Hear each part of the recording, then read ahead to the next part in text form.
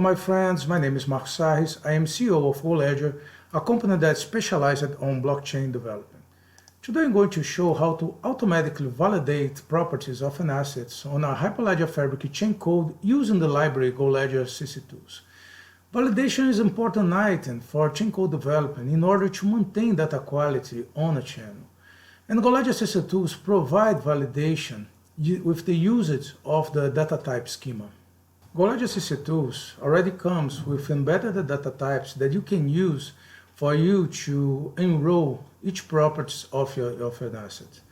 You can use string, number, datetime, or boolean, or an array of those. CC-Tools demo repositories comes with the definition of an asset, that's a person, and this one, the first properties, that's the primary key, uses not the embedded data types that CC-Tools provide, other than uses a custom data type that is named CPF. CPF is actually the validation for the Brazilian ID that is actually a 11-digit information, and the last two of them are the validators of the identification. In every method that modifies the assets inside the channel, validation function will be called. In this example here, we can see the beginning of the validation of the CPF when some information are checked, for example, the length of the ID. Methods like put new, update, and so on are some examples of this validation, when this validation will happen. For this demonstration, we're going, as usual, to use the repository CC-Tools demo with the GoLedger CC-Tools library version 0.72, and we are going to check the usage of the CPF, the custom data type, and we will also create another data type that's called 029. Let's begin. Right now I am at the person definition of the assets, and as we can see here, the CPF definition is defined as the custom data type.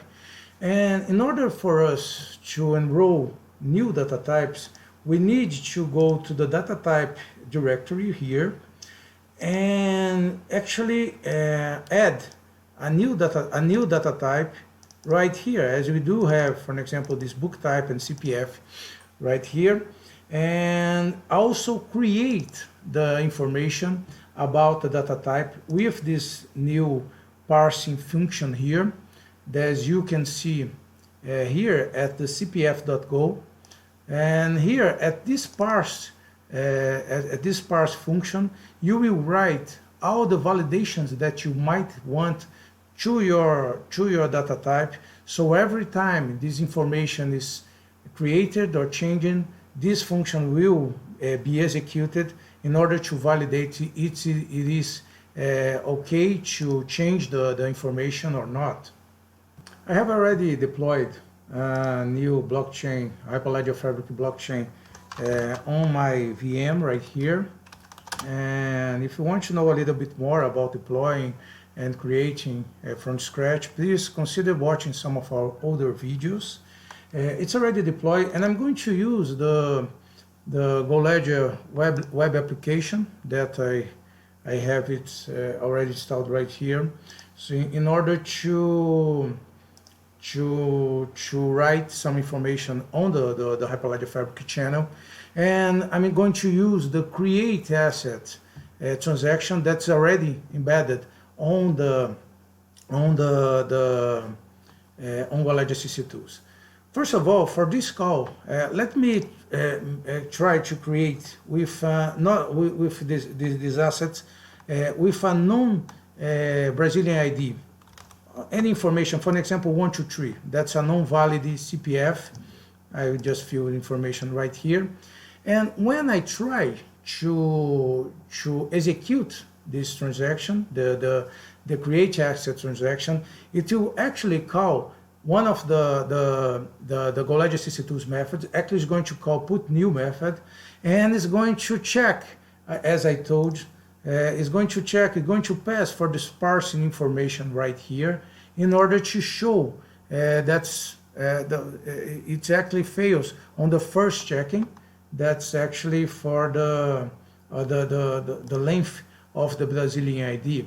So let's use a valid ID. So we do have some sites that you can create valid CPFs. I'm using this one that's called Gerador de CPF, and I'm going to copy it right now. This is a valid CPF, and okay, name of the person is mine. Okay, date of birth, I'm gonna to put this information here. Okay, and all right, it's going to call the create asset transaction right now with an valid CPF, and all that parsing function is going to work, so I can see the new information on the channel just has been registered in a valid situation. Now let's change the CPF data types a little bit. Let's make it simplest, more simple to use. For example, I just want information that's at least three digits of length, and I'm going to remove the validation, the last 2 digits validation right here. Okay, and that's it. I think that's it. Just so let's update the chain code using the script that we do have right here. It's actually being deployed on Hyperledger Fabric 2.2. So I use Hyperledger CC-Tools. Okay, and it's 2,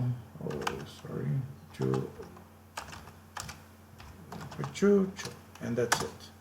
All right, so we are going to upgrade the chain code in order to make a use more different validation for the CPF information. Okay, the chain code has been deployed.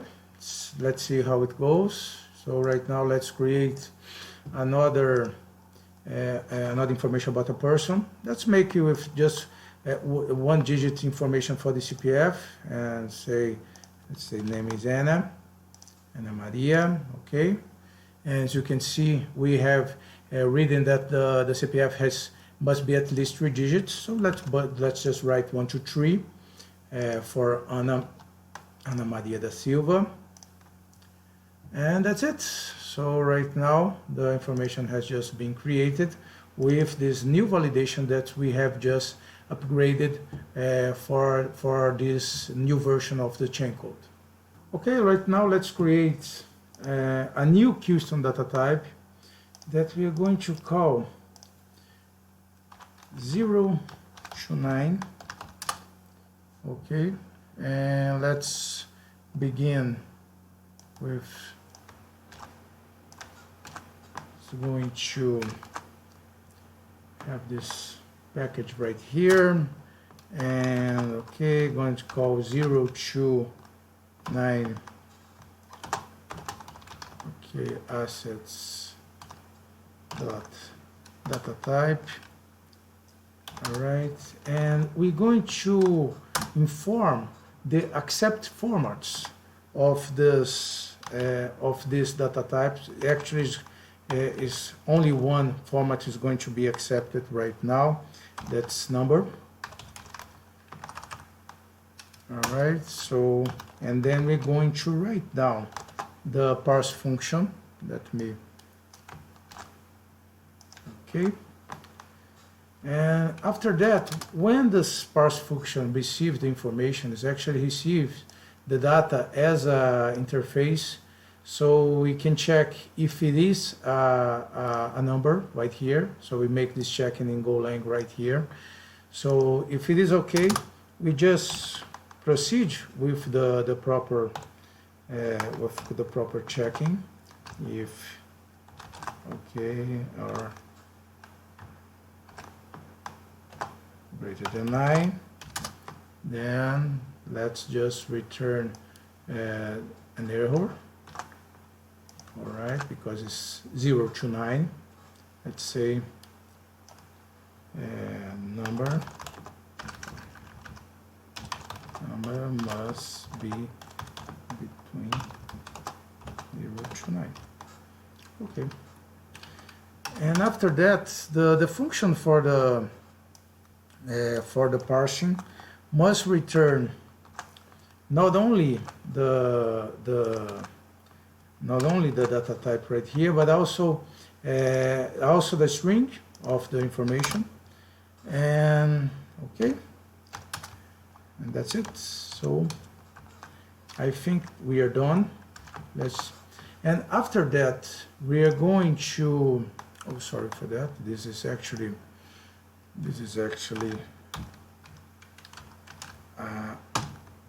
okay, a string array, then we are okay. And after that we need to enroll this data type in this file datatypes.go, and let's put it right here. All right, 029, and we're basically done. But to check, let's insert a new property on the person.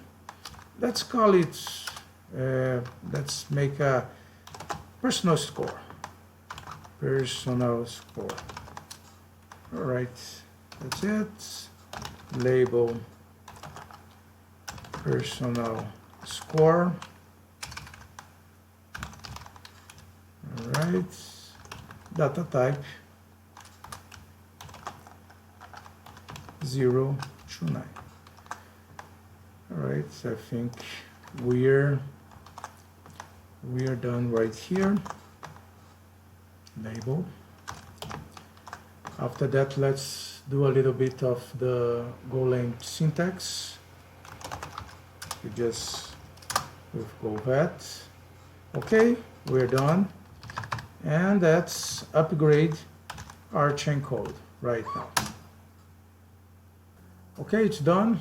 Let's just reset the web application here, just clicking on GoLedger icon right here, and we already have the personal score. So let's write it down. Let's do an upgrade call for Ana Maria with let's say a 10 personal score, with calling the update asset transaction right here. All right, and after that we can see that the function has just worked. And okay, let's make this again, and right now with 7.2 personal score, and we can see that the assets being upgraded with the personal score information. We can see the history of the asset right here. And that's it for today. As usual, I hope you like it, and for those who like it, please consider subscribing.